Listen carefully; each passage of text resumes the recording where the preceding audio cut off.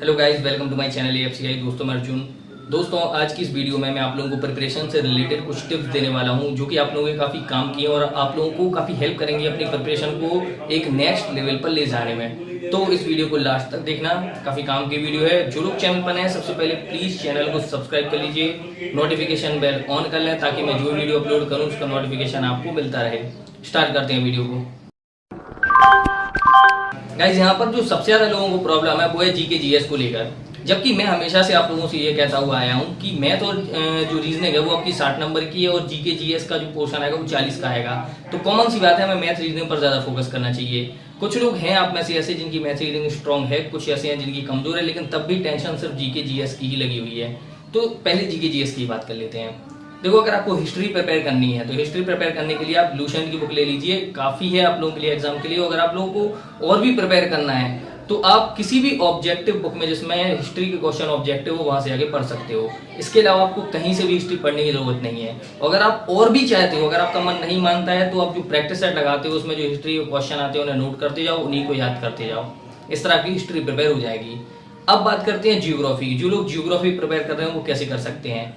Geography को prepare करने के लिए सबसे पहले मैपिंग करना सीखो, यानी कि जो भी आप भौगोलिक स्थितियां पढ़ते हो उन्हें मैप के हिसाब से पढ़ो। जैसे आप जैव आरक्षित क्षेत्र पढ़ रहे हो तो उन्हें भारत के मैप में अलग अलग डॉट बना के याद करो कि कहां पर कौन सा भौगोलिक क्षेत्र है। राजधानियां इस तरह याद कर सकते हो, नदियां इस तरह याद कर सकते हो। मैप में नदियों को बनाओ, पता चल जाएगा कौन से शहर से होके जाती है, कौन सा इंपॉर्टेंट क्वेश्चन नदियों से रिलेटेड बनता है, उसे वहीं पर डॉट करके छोटी सी राइटिंग में लिखो। और आराम से आपको इंटरनेट पर कहीं भी भारत का मैप मिल जाएगा, जहां पर वो आपको स्टेट वाइज भी मिल जाएगा या फिर विदाउट स्टेट भी मिल जाएगा। तो आप कहीं से भी डाउनलोड उसे कर सकते हैं। इसके अलावा भूगोल में एक और चीज, जैसे मान लो आप प्रिपेयर करते टाइम आप कोई एक टॉपिक पढ़ रहे हो, सपोज आप सोलर सिस्टम के बारे में पढ़ रहे हो, तो आप ये चाहते हैं कि आपको नए नए क्वेश्चन मिले, ऐसे क्वेश्चन मिले जो आपको एग्जाम में फंसने के ज्यादा चांस हो। तो कॉमन सी बात है, जिस बुक से आप पढ़ रहे हो उससे तो क्वेश्चन आने ही आने हो, वो तो आप पढ़ोगे ही। आप क्या करो, आप सोलर सिस्टम को इंटरनेट पर सर्च करो तो आपको कई सारी वेबसाइट दिखेंगी जहां पर डिस्क्रिप्टेड भी मिलेगा, वन लाइनर भी मिलेगा, इंटरेस्टिंग फैक्ट्स भी मिलेंगे। तो आपको इन सारी वेबसाइट को विजिट करना है। सबसे पहले आप डिस्क्रिप्टेड पढ़ो, जैसे विकिपीडिया पे जाके पढ़ सकते हो। तो आप लोगों को वहां पर सोलर सिस्टम के कई चीजें मिलेंगी, कई सारे साइंटिस्ट के नाम मिलेंगे, कई सारी टेलीस्कोप के नाम मिलेंगे, कई सारे सैटेलाइट्स के नाम मिलेंगे। इस तरह आप लोगों को नया नया मटेरियल जो आप लोगों के पास इकट्ठा होता जाता है। मानता हूं कि इसमें थोड़ा सा टाइम लगता है, कभी कभार बोरियत भी होती है, लेकिन जो लोग तैयारी करते हैं और सीरियस है बिल्कुल अपनी तैयारी के प्रति, वो लोग जरूर ट्राई करके देखेंगे एक बार। इस तरह अगर आप प्रिपेयर करोगे तो कॉमन सी बात है आप लोग की ज्योग्राफी काफी अच्छी हो जाएगी। इसके अलावा नदी, पहाड़, पर्वत, योजनाएं, इसके अलावा आपके अभ्यारण्य हो गए हैं, पर्वत चोटियां हो गई, इन्हें अलग अलग याद कर सकते हो। गाइज मैंने भी मैप बनाकर ही ज्योग्राफी याद की थी। मुझे भारत के सारे राज्यों की, चाहे वो केंद्र शासित प्रदेश क्यों ना हो, सब राज्यों की सबसे ऊंची चोटियां पूरी याद थी। सारे राज्यों के वन्य जीव अभ्यारण्य, लगभग 200 के करीब अभ्यारण्य मुझे पूरे याद थे। चाहे वो कोई भी स्टेट हो, वहां के हर एक राज्य के कम से कम 5 से 10 अभ्यारण्य याद किए थे मैंने। इसलिए आप लोगों से कहता हूं, अगर आप मैप से याद करोगे तो बड़ी आसानी से याद हो जाएंगे, लेकिन अगर आप किताब में से या नोट्स में से याद करोगे तो काफी टाइम लगेगा याद करने में। इकोनॉमिक्स को याद करना है तो कोई दिक्कत नहीं, इकोनॉमिक्स को सिर्फ और सिर्फ एक ही चीज से प्रिपेयर करो। इंटरनेट पर जाओ, इकोनॉमिक्स के जो वन लाइनर क्वेश्चन पड़े हुए हैं सिर्फ उन्हें पढ़ो।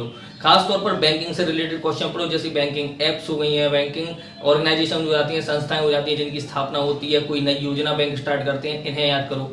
बजट को अच्छे से तैयार करो, बजट जरूर आएगा, हर साल पूछा जाता है, रेल बजट हो चाहे वो वित्त बजट हो, ठीक। तो इकोनॉमिक्स इस तरह प्रिपेयर कर सकते हो आप। इसके अलावा बात करते हैं मिसलेनियस, यानी विविध, जो कि सबसे ज्यादा खास हो, इसी से सबसे ज्यादा क्वेश्चन आते हैं आपके। विविध के लिए आप क्या करो कि इसमें आपके क्वेश्चन, आपके जो टॉपिक होते हैं वो अलग अलग होते हैं। जैसे भारत में प्रथम पुरुष, भारत में प्रथम महिलाएं, विश्व में प्रथम पुरुष, प्रथम महिलाएं, अन्य, एक्स्ट्रा, राष्ट्रीय चिन्ह, मतलब कई प्रकार के टॉपिक हैं।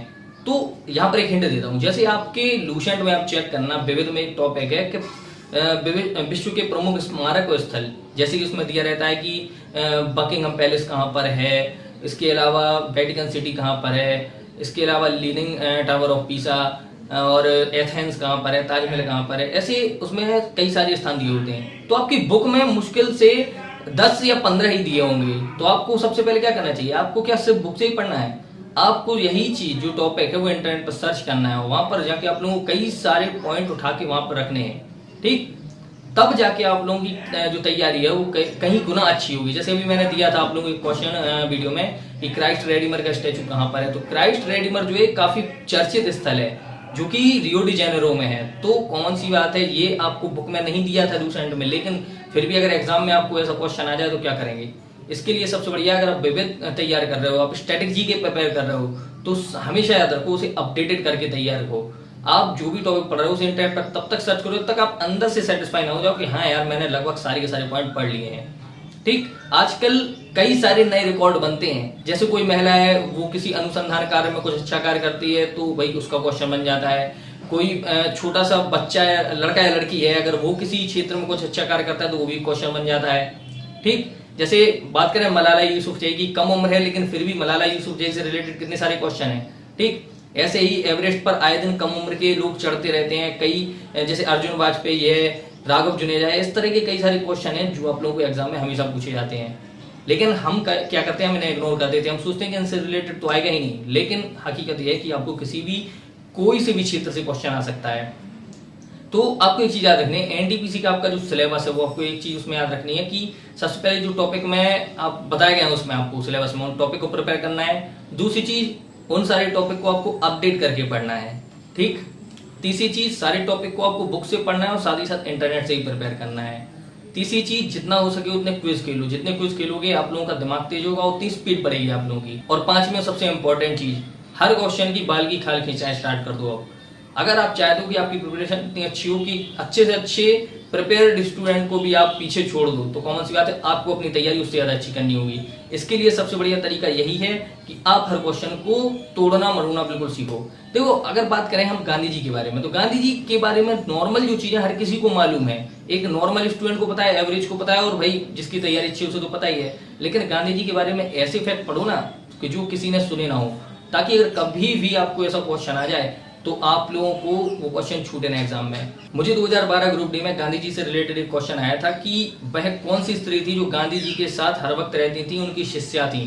ठीक, तो इसके जो चार ऑप्शन थे मैंने जिंदगी में कभी पढ़े नहीं थे। ये समझ लो कि क्वेश्चन मेरे सिर से निकल के सीधे दीवार पर जाके लगा था। तो यहाँ पर वही चीज है कि नहीं पढ़ा था इसलिए कंफ्यूजन हो गई। बाद में जब वो मैंने क्वेश्चन आगे चल के पढ़ा, मैंने कहा यार ये इतना सिंपल क्वेश्चन कैसे छोड़ दिया। ठीक, तो जीके जीएस स्टैटिक जी हो चाहे आपकी कुछ भी हो, इन सब में यार प्रिपेयर ऐसे करना होगा। करंट अफेयर्स को लेके कई लोग पूछते हैं कब तक की प्रिपेयर करनी है। मैं फिर बोल देता हूँ, जिस दिन आपका एग्जाम होना है उससे ठीक एक साल पहले तक की करंट अफेयर्स पूरी आएगी। और कोई भरोसा भी नहीं है, वो आपको और भी आगे ये क्वेश्चन दे सकते हैं। जैसे मैंने जब 2017 में एग्जाम दिया था तो 2015 की करंट अफेयर्स के क्वेश्चन आए थे। तो यहाँ पर एक साल वाली बात गलत हो जाती है, लेकिन फिर भी अधिकतर क्वेश्चन एक साल के अंदर के ही होते हैं। एकाध दुक्का ऐसा क्वेश्चन होता है जो हिस्ट्री का क्वेश्चन बन जाता है। ठीक, तो ऐसे क्वेश्चन आ जाते हैं। अब जैसे अभी लॉकडाउन चल रहा है कोरोना वायरस की वजह से, तो अभी ये हमारे लिए करंट अफेयर्स का क्वेश्चन हो गया। मान लीजिए 2030 में यही चीज एक हिस्ट्री बन जाएगी कि भाई एक वायरस फैला था तो हिस्ट्री का क्वेश्चन हो जाएगा। इस तरह के क्वेश्चन आते रहते हैं एग्जाम में। ठीक, करंट अफेयर्स के लिए इंटरनेट से पढ़ो, क्विज खेलो, कोशिश करो कि अखबार में जो अच्छे अच्छे क्वेश्चन आते हैं उन्हें भी पढ़ते रहो, क्योंकि अखबार से भी कई बार करंट अफेयर्स के क्वेश्चन फंस जाते हैं। तो करंट अफेयर्स के टॉपिक में आपको पहले भी सजेस्ट कई बार कर चुका हूँ, उन्हीं से सबसे ज्यादा क्वेश्चन आने हैं, इसलिए प्रिपेयर करते रहो अच्छे से। और जो आपके एनटीपीसी में भी करंट अफेयर्स के टॉपिक हैं वो भी प्रिपेयर करते रहो। मैथ और रीजनिंग के लिए कई लोग पूछते हैं कि मैथ के लिए अच्छी बुक कौन सी है। आर.एस. अग्रवाल ले लो, बढ़िया बुक है। उससे भी अगर तैयारी हो गई हो तो अरिहंत ले लो, उससे भी हो गई हो तो भाई लूसेंट कर लो। मैं तो कहता हूं अगर आपने ये 3 कर ली तो कोई भी एग्जाम हो आप आराम से मैथ क्रॉस कर लोगे उसकी। ठीक, रीजनिंग के लिए अलग से कुछ पढ़ने की जरूरत नहीं है, आप अरिहंत से कर सकते हो प्रिपेयर। और अगर आपको और भी अच्छी रीजनिंग करनी है तो इंटरनेट पर रीजनिंग की कई सारी वेबसाइट्स हैं जिन पर रीजनिंग की पजल होती है, क्वेश्चन होते हैं, वहां से प्रिपेयर कर सकते हो आप आराम से। अगर इस तरह तैयारी करोगे तो आप मैथ में 60 में से कम 50 से प्लस नंबर लेके आओगे। और अगर आप जीके जीएस जो मैं बता रहा हूँ वैसे प्रिपेयर करोगे तो कम से कम 40 में से आप 30 प्लस नंबर लाओगे। और इस तरह भी अगर आप प्रिपेयर करते हो तो आप आराम से 80 प्लस मार्क्स ला सकते हो, जो कि किसी भी कैटेगरी में आप सिलेक्शन लेने के लायक नंबर हैं। ठीक, तो प्रिपेयर कंटिन्यू करते रहो, तैयारी जितनी अच्छी करोगे उतना अच्छा रहेगा। और दूसरी चीज, जो लोग डिमोटिवेट फील कर रहे हो, यार मैं तो उनसे कहूंगा क्या सोच के डिमोटिवेट फील कर रहे हो। ये अगर सोच रहे हो कि एग्जाम की डेट पोस्टपोन होती जा रही है तो टाइम मिल रहा है यार, जितना टाइम मिल रहा है प्रिपेयर कर लो, अपनी जो गलतियां उन्हें पूरा कर लो। अगर आपको लगता है कि आपका कोई टॉपिक कमजोर है, कोई सब्जेक्ट आपको नहीं आता है, तो उसे टाइम मिल रहा है आप लोगों को प्रिपेयर करने के लिए। ठीक, इसके अलावा जब तक आप लोगों का एग्जाम नहीं हो रहा तब तक एग्जाम की स्टेजेस जो होती हैं और जो आगे प्रोसेस होती है उन्हें जान लो। कई लोग मुझसे ये कहते हैं कि बाकी की वीडियो को बनाते हो यार, डेट ही नहीं आ रही है एग्जाम की। अगर डेट आ जाएगी तो क्या गारंटी है कि सिलेक्शन ले लोगे, पेपर निकाल लोगे। पेपर नहीं निकाल पाए तब क्या करोगे। मान लो अगर आपने पेपर निकाल भी लिया और आपको उसके आगे की स्टेजेस के बारे में नहीं पता है तो आप तो भाई बाद में बाहर हो ही जाओगे। तो हर चीज के बारे में तैयारी पहले से रखो, पता करके रखो कि भाई कौन सा एग्जाम है, क्या स्टेज है, उसमें क्या होता है क्या नहीं होता है। ठीक, इसलिए कंटिन्यू प्रिपरेशन करते रहो अपनी। आप लोगों को जो भी नए नए क्वेश्चन है जो एग्जाम में आने के लायक है वो मैं आप लोगों को प्रोवाइड करा देता हूँ, कोशिश भी करूंगा कि पीडीएफ भी दूं।